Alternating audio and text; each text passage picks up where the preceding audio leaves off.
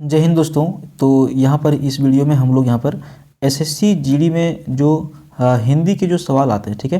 अगर यदि आप भी यहाँ पे एसएससी जीडी की तैयारी कर रहे हैं या फिर 2022-23 वाला जो जीडी का भी जो फार्म निकला हुआ है, आप भी अगर यदि भरे हैं तो आपके लिए ये वीडियो बहुत ज़्यादा इंपॉर्टेंट है।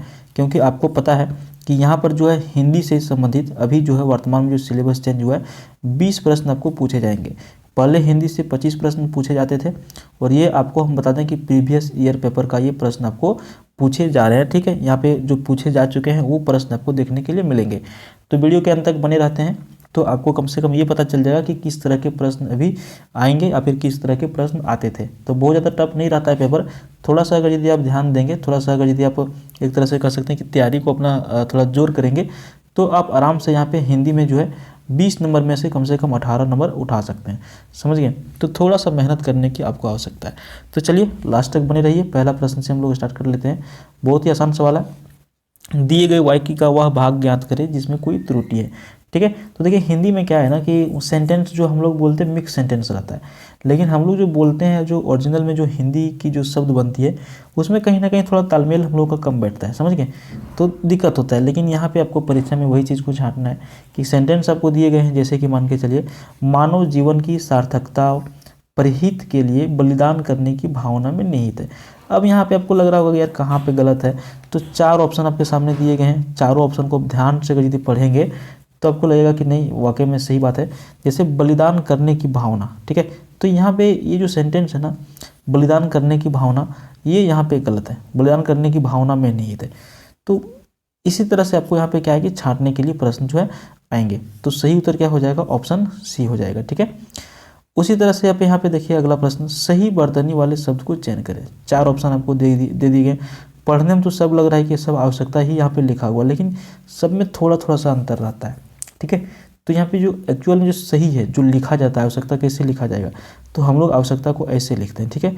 तो यहाँ पे जो है सही बर्तनी वाले यानी कि एकमात्र यही सही, बाकी आप तीनों में देख लीजिए नज़र दौड़ा करके, ये तीनों क्या है? गलत है, ठीक है। तो सही शब्द को चुनना, इसके लिए क्या है कि मान के चलिए हम लोग हमेशा से पढ़ते आ रहे हैं, न्यूज़पेपर वगैरह पढ़ते आ रहे हैं, तो आदत से हो जाता है कि यार ये सही यहाँ पे हो सकता है। तो उसी तरह से ऑप्शन सी यहाँ पे सही है, समझ गए। 3 नंबर प्रश्न देखिए, थोड़ा सा आपको दिखने में अगर ये दिक्कत हो रहा होगा तो डिस्प्ले को आप रोटेट कर लें, ठीक है। 3 नंबर प्रश्न देखिए, दिए गए वाक्य में रेखांकित खंड को प्रतिस्थापित करने के लिए उपयुक्त विकल्प का चयन करें, ठीक है।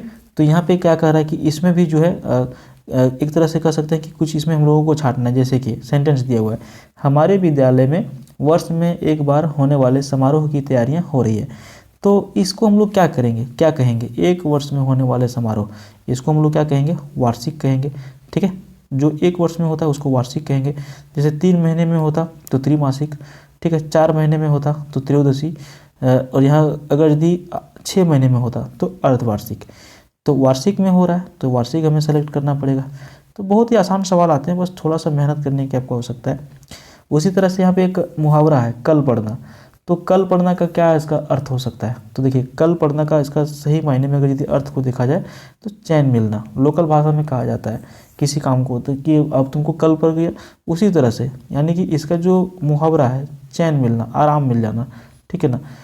उसके बाद 5 नंबर प्रश्न पूछा है कि दिए गए वाक्य में रेखांकित खंड को प्रतिस्थापित करने के लिए उपयुक्त विकल्प का चयन करें। जैसे राम और श्याम दोनों एक साथ काम करने वाले हैं। जब एक साथ काम करने वाले हैं तो इसको हम लोग क्या कहेंगे? सहकर्मी कहेंगे। अगर यदि पढ़ने वाले होते तो सहपाठी कहते, ठीक है ना। तो साथ में काम करने वाले, इसलिए क्या हो जाएंगे? सहकर्मी हो जाएंगे, ओके। 6 नंबर प्रश्न देखिए, संपत्ति का विलोम शब्द क्या होगा, ठीक है। तो संपत्ति का विलोम शब्द होता है विपत्ति।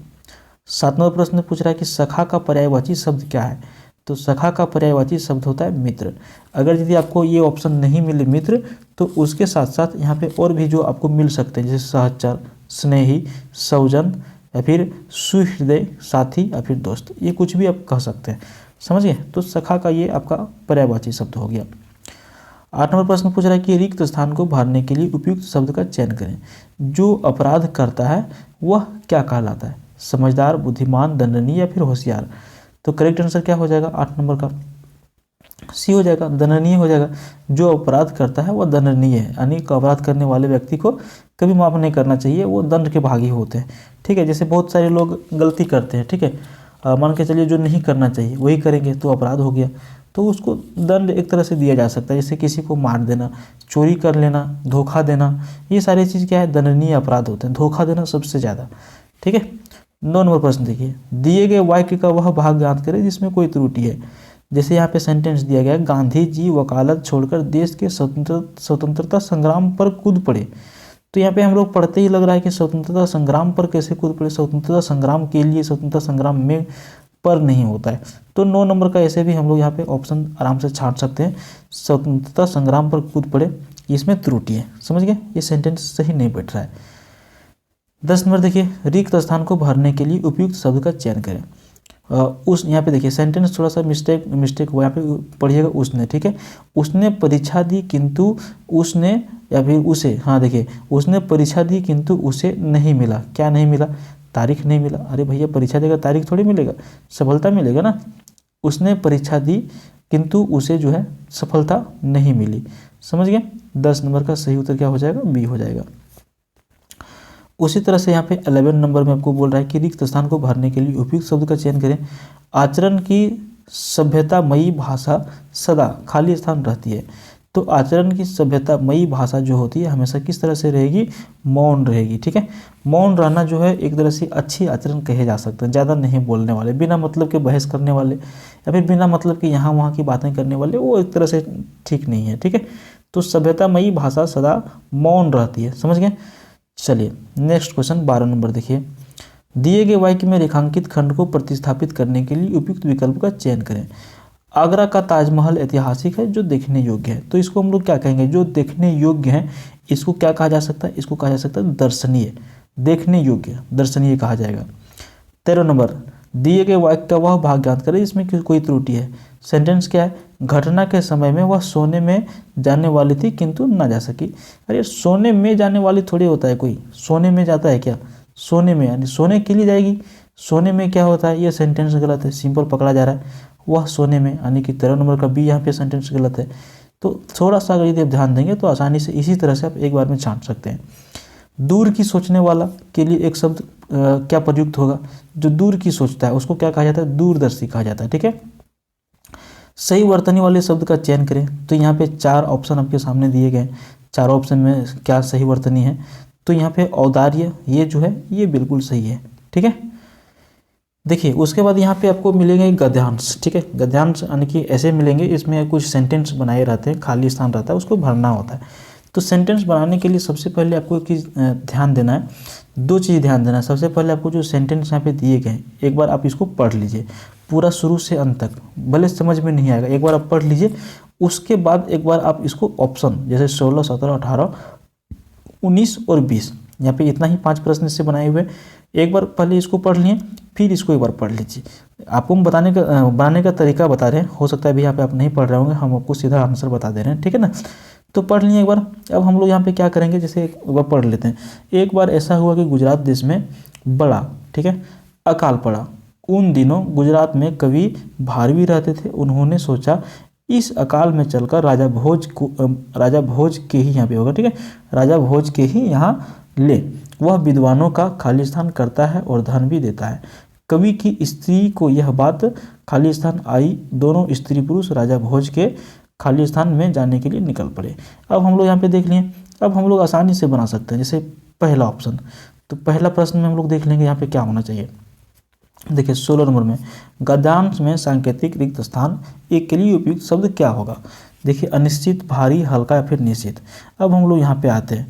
एक बार ऐसा हुआ कि गुजरात देश में बड़ा क्या होगा, बड़ा क्या होगा, यहाँ पे हम लोग यदि देखेंगे अनिश्चित, भारी, हल्का या फिर निश्चित, तो बड़ा अकाल हुआ। ठीक है, बड़ा भारी अकाल हुआ, क्या होगा, यहाँ पे भारी अकाल 16 नंबर का। ठीक है ना, ऑप्शन बी हो जाएगा। एक बार ऐसा हुआ कि गुजरात देश में भारी अकाल पड़ा। उन दिनों गुजरात में कवि भारवी रहते थे और उन्होंने सोचा इस अकाल में चलकर राजा भोज के ही, ठीक है, राजा भोज के ही ले। तो क्या लेगा ये 17 नंबर प्रश्न हम लोगों को देखना पड़ेगा। खबर लेगा, शरण लेगा, समाचार लेगा, फिर सूचना लेगा। तो ये समाचार और सूचना कुछ नहीं लेगा, अगर यदि अकाल पड़ा है तो सीधा जाकर के क्या करेगा, शरण लेगा। समझ गए? तो यहाँ पे क्या हो जाएगा, ऑप्शन बी हो जाएगा, शरण लेगा। उसके बाद वह विद्वानों का खाली स्थान करता है। अब हम लोगों को देखना पड़ेगा 18 ऑप्शन में, वह विद्वानों का खाली स्थान क्या करेगा, निरादर करेगा, तिरस्कार करेगा, अपमान करेगा, फिर आदर करेगा। तो वह विद्वानों का क्या करेगा, राजा भैया तो आदर ही करेगा ना, तो वह विद्वानों का क्या करेगा, आदर करेगा। ठीक है, विद्वानों का आदर करता है और धन भी देता है। कवि की स्त्री को यह बात आई। ठीक है, तो क्या आई, यहाँ पे हम लोगों को देखना पड़ेगा, रोचक आई, नापसंद आई, अपसंद आई या फिर पसंद। तो क्या होगा, पसंद आई, यहाँ पे ऑप्शन डी हो जाएगा। ठीक है, उसके बाद और दोनों स्त्री पुरुष राजा भोज के खाली स्थान में जाने के लिए निकल पड़े। तो यहाँ पे अगला क्या हो जाएगा, ठीक है, दरबार, गांव, घाट या फिर घर बार। तो 20 नंबर का यहाँ पे क्या हो जाएगा, दरबार में जाने के लिए दोनों स्त्री पुरुष निकल पड़े। तो इस तरह से बढ़िया से अगर यदि पढ़िएगा तो आपका ये सेंटेंस काफ़ी अच्छा, आने की बिना गलत किए आपका आसानी से बन जाएगा। समझ गए? यहाँ पे देखिए 21, जिसे छोड़ा ना जा सके उसके लिए एक शब्द बनाइए। ठीक है, तो जिसे कभी छोड़ा ना जा सके उसको कहा जाता है अपरिहार्य। ठीक है, जिसे छोड़ा ना जा सके के लिए एक शब्द प्रयुक्त होता है अपरिहार्य। ठीक है, उसके बाद 22 नंबर, आंखें फेर लेना मुहावरे का सही अर्थ क्या होगा। तो आंखें फेर लेना सही अर्थ क्या होगा यहाँ पे, प्रतिकूल होना। ठीक है, जैसे कहा जाता है ना कि यार एक दोस्त था मेरा, वो बोला था कि हम तुम्हें पैसा देंगे, लेकिन जब हमें वो समय आया लेने का तो हमसे आंखें फेर लिया। यानी कि आंखें फेरना मतलब प्रतिकूल हो गया, वो एक तरह से इग्नोर कर दिया। समझ गए? तो उसी को कहा जाता है आंखें फेर लेना, प्रतिकूल होना। ठीक है, क्रोधित होना का दूसरा मतलब हो जाएगा गुस्सा होने का दूसरा, धोखा देने का दूसरा। ठीक है ना, तो प्रतिकूल हो जाना 22 नंबर का बी हो जाएगा। गंगा का पर्यायवाची शब्द क्या होगा, कालिंदी, सरिता, नदी, मंदाकिनी। तो देखिए गंगा का जो पर्यायवाची शब्द हो सकता है वो आपका हो जाएगा 23 का डी, मंदाकिनी। साथ साथ में इसको भागीरथी कह सकते हैं, सूर्य सरिता कह सकते हैं, विष्णुपदी, विष्णुपगा या फिर देव नदी। ठीक है, तो ये गंगा नदी का इतना और भी पर्यायवाची शब्द आपको याद रखना है। उसके बाद यहाँ पे देखिए 24 नंबर प्रश्न पूछ रहा है कि देखिए 24 में क्या पूछ रहा है कि रिक्त स्थानों को भरने के लिए उपयुक्त शब्द का चयन करें। जंगल में खाली स्थान अंधकार था, तो क्या था, विशाल, अधिक, महान या फिर घना। 24 तो क्या हो जाएगा, जंगल में घना अंधकार था। जंगल एक तरह से घना है तो ऐसे भी अंधेरा वहाँ पे महसूस होता है। समझ गए? उसी तरह से 25 नंबर है, विधि शब्द का विलोम जो है शब्द क्या हो सकता है। तो विधि का विलोम हो सकता है निषेध। ठीक है, क्या हो जाएगा, निषेध। यहाँ पे इसका बिल्कुल सही आंसर हो जाएगा। तो अब आपको ये वीडियो कैसा लगा हमें कमेंट करें, और इस तरह का वीडियो देखने के लिए चैनल को सब्सक्राइब करें। एसएससी जीडी फॉर्म नहीं भरे तो जरूर भर लीजिएगा, बहुत अच्छा मौका है। 25,000 से अधिक सीटें इस बार आई हुई हैं। तो धन्यवाद वीडियो देखने के लिए।